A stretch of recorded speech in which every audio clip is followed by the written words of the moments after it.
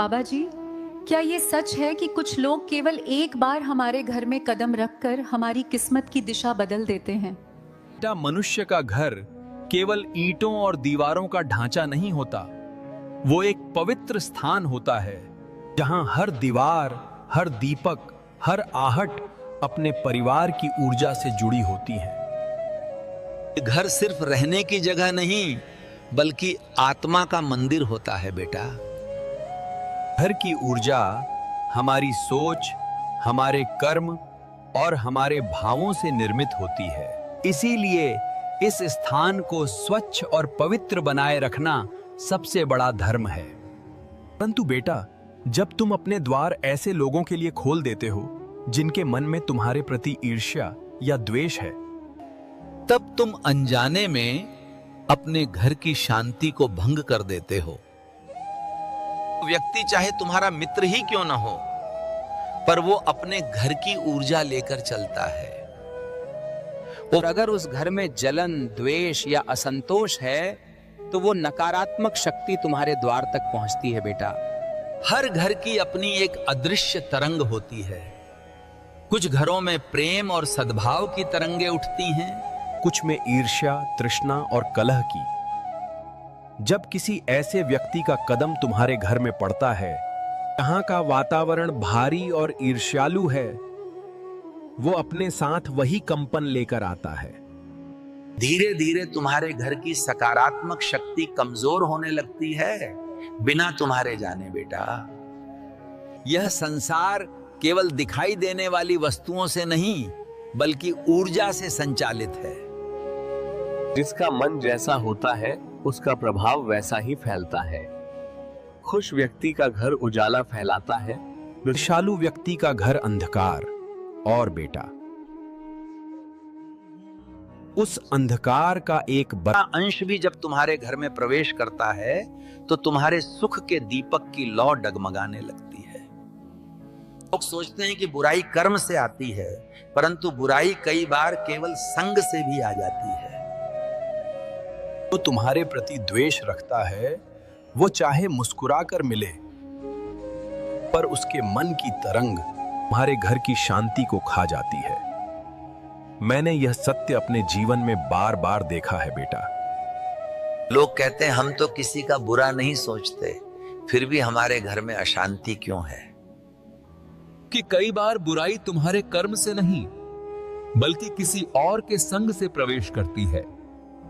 व्यक्ति अनजाने में तुम्हारे द्वार से अपनी घर की नकारात्मकता का अंश भीतर छोड़ जाता है और फिर तुम सोचते रह जाते हो, अचानक घर में इतना भारीपन क्यों है, इतनी बेचैनी क्यों है? सुनो बेटा, अतिथि तभी देवता होता है जब उसका मन पवित्र हो। पर आने वाला देवता नहीं होता। कुछ लोग और उनके घर अपने भीतर ऐसी ऊर्जा रखते हैं दूसरों के सुख को सहन नहीं कर पाती, और वही भावना जब तुम्हारे द्वार से भीतर प्रवेश करती है जो तुम्हारी उन्नति में बाधा बन जाती है। इसलिए बेटा, अपने घर के द्वार को केवल ताले से नहीं है, विवेक से सुरक्षित रखो। जैसे मंदिर में कोई अपवित्र वस्तु नहीं ले जाई जाती, वैसे ही अपने घर में भी किसी अपवित्र भावना का प्रवेश मत होने दो। अगर किसी का मन पूरे सुख से जलता है तो उसका कदम तुम्हारे द्वार के भीतर दुर्भाग्य लेकर आएगा। घर को स्वच्छ रखना केवल झाड़ू पोंछे से नहीं होता बेटा, उसकी ऊर्जा को भी शुद्ध रखना पड़ता है। अगर तुम बार बार ऐसे लोगों को अपने घर में बुलाओगे जिनके मन में ईर्ष्या है, तो धीरे धीरे तुम्हारे घर की आभा मंद पड़ जाएगी।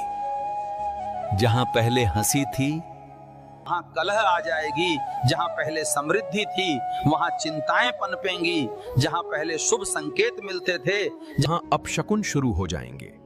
राज्य की रक्षा तलवार करती है, परंतु घर की रक्षा विवेक करता है। और राजा के महल की दीवारें सोने की हों या पत्थर की, यदि उनमें नकारात्मकता पेश कर जाए तो सुख टिक नहीं सकता। इसलिए बेटा, अपने द्वार को सजग रखो, अपने घर की मर्यादा को सुरक्षित रखो, क्योंकि जब नकारात्मकता एक बार भीतर आ जाती है, उसे निकालने में वर्षों लग जाते हैं और तब तक सुख और शांति दोनों दूर चले जाते हैं। घर की ऊर्जा ही घर की आत्मा है, उसे दूषित मत होने दो बेटा। जहां ऊर्जा पवित्र रहती है, वहां लक्ष्मी का वास होता है, वहां प्रेम बढ़ता है, वहां सफलता बनी रहती है। याद रखो बेटा, घर की दीवारें नहीं, घर की भावना तुम्हारे भाग्य का निर्धारण करती हैं। बाबा जी, अगर किसी के घर में ऐसी नकारात्मक ऊर्जा आ जाए तो उसे कैसे शुद्ध किया जा सकता है? बेटा, नकारात्मक ऊर्जा किसी तूफान की तरह होती है, वो दिखाई नहीं देती। उसके आने से घर का वातावरण, चेहरों की मुस्कान और मन की शांति सब डगमगा जाते हैं। कई बार तुम कुछ नहीं करते, फिर भी घर में बेचैनी, थकावट और भारीपन महसूस होता है। यही संकेत है कि ऊर्जा असंतुलित हो चुकी है। पर बेटा, ईश्वर ने हर समस्या का उपाय बाहर उसी घर में छिपा रखा है। जैसे अंधकार को हटाने के लिए दीपक चाहिए, ऐसे ही नकारात्मक ऊर्जा को मिटाने के लिए प्रकाश, प्रेम और सत्य का स्पंदन चाहिए। पहला उपाय ध्वनि की शुद्धि। बेटा, जब तुम अपने घर में हर सुबह ओम का उच्चारण करते हो या गायत्री मंत्र, हनुमान चालीसा या किसी भी पवित्र ध्वनि का जाप करते हो, तो वो ध्वनि तरंगें घर की हर दीवार से टकराती हैं और अंधकार को तोड़ देती हैं। इस घर में मंत्रों की ध्वनि गूंजती है, वहां भय, कलह और अशांति टिक नहीं पाती। दूसरा उपाय प्रकाश की शुद्धि। हर संध्या दीपक अवश्य जलाओ बेटा। दीपक सिर्फ तेल और बाती से नहीं बनता, वो आशा से जलता है। जब तुम भगवान के सामने दीपक जलाते हो तो वो केवल पूजा नहीं होती, वो तुम्हारे घर की ऊर्जा को प्रकाशमान करने का कर्म होता है। याद रखो, जहां प्रकाश है वहां नकारात्मकता टिक नहीं सकती।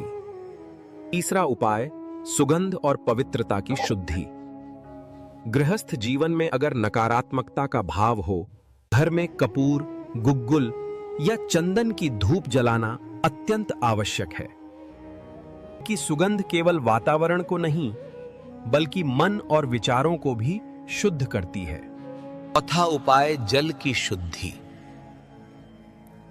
जल सबसे पवित्र तत्व है। अगर तुम हर सुबह घर के द्वार पर जल छिड़ककर ओम नमः शिवाय बोलते हो, तो वो न केवल दरवाजे को बल्कि पूरे वातावरण को पवित्र कर देता है।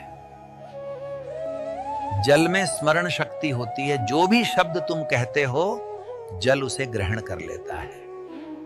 इसलिए हमेशा प्रेम और शुभ भाव से जल को उपयोग करो, ये तुम्हारे घर की कंपनों को संतुलित रखेगा। पांचवां उपाय विचारों की शुद्धि। बेटा, घर तभी शुद्ध होगा जब मन शुद्ध होगा। अगर भीतर क्रोध, ईर्ष्या या तुलना है तो चाहे 100 दीपक जलाओ, नकारात्मकता वापस आ जाएगी। में प्रेम रखो, क्षमा रखो। जिस दिन तुम किसी के लिए सच्चे मन से भला चाहने लगते हो, उसी दिन तुम्हारे घर का वातावरण बदलने लगता है। याद रखो, जहां करुणा बसती है वहां लक्ष्मी और शांति दोनों निवास करती हैं। छठा उपाय संग की शुद्धि। बेटा, यह बहुत सूक्ष्म बात है। घर में किन लोगों का आना जाना है, यह बहुत महत्व रखता है। अगर तुम्हारे घर में ऐसे लोग आते हैं जिनके मन में जलन या द्वेष है, तो उनकी ऊर्जा दीवारों से टकराकर रुक जाती है। धीरे धीरे वही कंपन घर की दिशा बदल देती है। इसलिए विवेक रखो, हर मुस्कुराता चेहरा तुम्हारे लिए शुभ नहीं होता। घर के द्वार को केवल ताले से नहीं, विवेक से सुरक्षित रखो। और अंत में बेटा, सबसे बड़ा उपाय कृतज्ञता की भावना। हर रात सोने से पहले 2 मिनट बैठो और ईश्वर को धन्यवाद दो। अपने घर, अपने परिवार, अपने स्वास्थ्य और अपने अन्न के लिए। कृतज्ञता सबसे ऊंची ऊर्जा है। जहां धन्यवाद की भावना होती है, वहां नकारात्मकता कभी टिक नहीं सकती। जिस घर में लोग शिकायत कम और आभार ज्यादा करते हैं, वहां स्वतः ही लक्ष्मी, सुख और शांति निवास करती हैं। बेटा, घर की शुद्धि झाड़ू, पोंछा या सजावट से नहीं होती। घर की शुद्धि भावना, विचार और ध्वनि से होती है। अगर मन साफ है, वचन मधुर हैं और भावना सच्ची है, तो कोई नकारात्मकता तुम्हारे घर की दहलीज पार नहीं कर सकती।